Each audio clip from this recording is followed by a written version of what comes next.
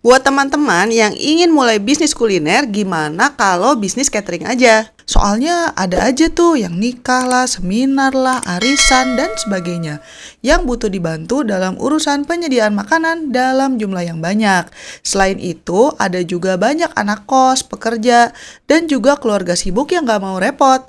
Nah, biar nggak cuma teori doang, di episode kali ini kita akan studi kasus apa aja sih tips-tips sukses usaha catering Gary Creation, dan saya pun akan membahas perizinan apa yang dibutuhkan untuk membuka usaha catering. Buat teman-teman yang mau kepoin usaha cateringnya Pak Gary, gampang banget. Soalnya beliau sangat aktif di Instagram. Menurut saya, rahasia sukses Gary Catering yang nomor satu adalah rajin posting di sosial media. Tiap hari dia posting story dan foto kayaknya lebih dari 20 deh.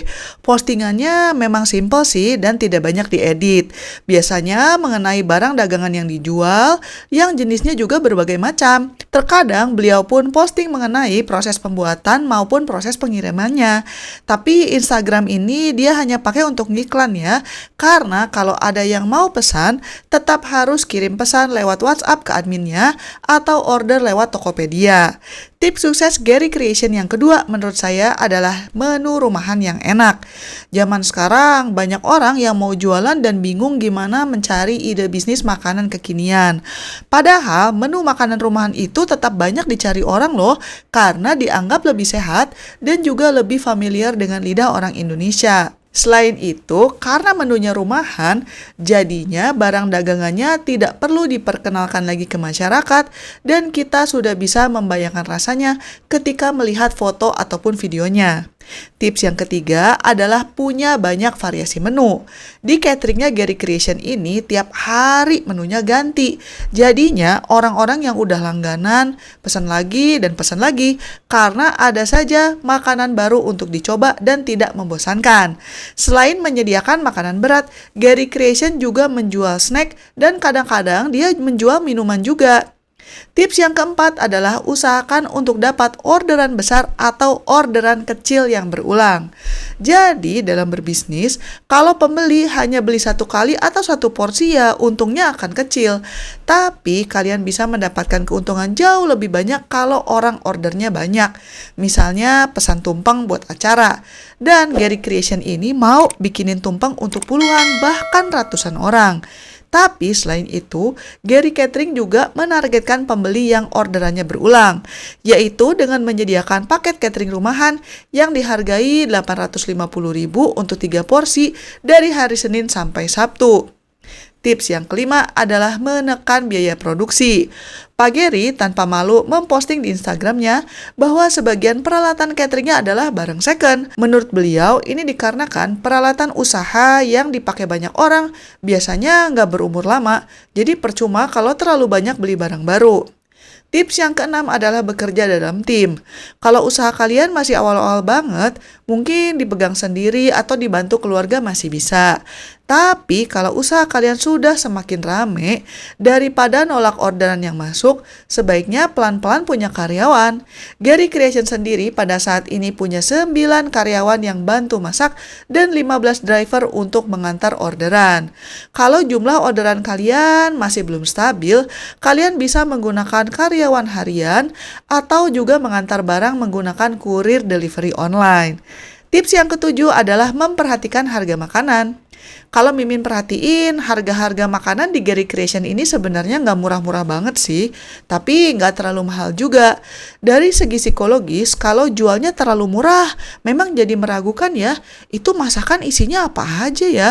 Selain itu, biar pembeli merasa harga segitu worth it, salah satu trik Gary Creation adalah dengan membundle pack barang dagangannya. Misalnya aja bakwan 1 kotak isi 5, atau jualan agar-agar leci, tapi harga segitu dapat 3 cup dan sebagainya. Tips yang ke-8 adalah menyimpan hasil makanan dengan baik. Karena usaha catering itu rentan banget sama resiko keracunan, makanya jangan lupa untuk berinvestasi dan membeli kulkas atau freezer biar makanannya tidak cepat basi. Selain itu, karyawan juga harus diajari tips untuk memastikan makanan tetap higienis. Misalnya saja dengan sering mencuci tangan, atau kalau uap panasnya sudah hilang, makanan harus segera ditutup dan sebagainya. Tips selanjutnya adalah pandai dalam mencari peluang menghasilkan uang. Atau dengan kata lain, apa aja bisa diduitin. Meskipun usaha cateringnya sudah lancar, Gary Creation tetap berusaha menambah income dari penghasilan tambahan. Misalnya aja dia jual buku masak, terus buka kursus masak. Selain itu dia juga ikut buka kios untuk dagang di Pasar Raya Jakarta dan sebagainya. Bahkan waktu beliau liburan ke Thailand, itu mereka sekeluarga pulang bawa keripik buah untuk dijual ulang di Jakarta. Pokoknya bener-bener apapun yang bisa jadi uang ya diuangin. Ya nggak ada salahnya lah ya selama jualannya barang yang halal. Sekarang mari kita bahas perizinan apa yang teman-teman butuhkan untuk membuka usaha catering menurut aturan Kementerian Pariwisata dan Ekonomi Kreatif. Pertama-tama, sebagai pelaku usaha, teman-teman perlu punya NPWP alias nomor pokok wajib pajak. Kalau belum punya, tinggal daftar online aja. Nggak susah kok. Kedua, kalian juga harus memiliki NIB alias nomor induk berusaha. Lagi-lagi, kalian tinggal daftar online aja ke sistem OSS atau online single submission. Sebagai identitas pelaku usaha, NIB bisa menggantikan surat izin usaha perdagangan atau SIUP, angka pengenal impor atau API, dan juga tanda daftar industri atau TDI. Selanjutnya, karena bisnis catering itu menyediakan makanan untuk banyak orang, maka bisnis ini resikonya dikategorikan menengah ke tinggi. Makanya NIB aja nggak cukup, dan kalian juga harus punya sertifikasi standar usaha dari pemerintah setempat. Kalian cukup daftar aja lewat OSS, dan klik tombol proses pemenuhan standar usaha untuk mengupload dokumen-dokumen yang diminta dan verifikasi. Sebaiknya kalian juga punya sertifikasi Laik Hygiene Sanitasi Jasa Boga alias SLHSJ. Ini bisa diurus dengan mengajukan permohonan ke Dinas Kesehatan setempat ya. Dan yang terakhir, kalau catering kalian halal, saya sarankan diurus juga sertifikasi halalnya supaya bisa menjadi nilai tambah usaha kalian. Buat teman-teman yang masih punya pertanyaan, silakan komentar di bawah.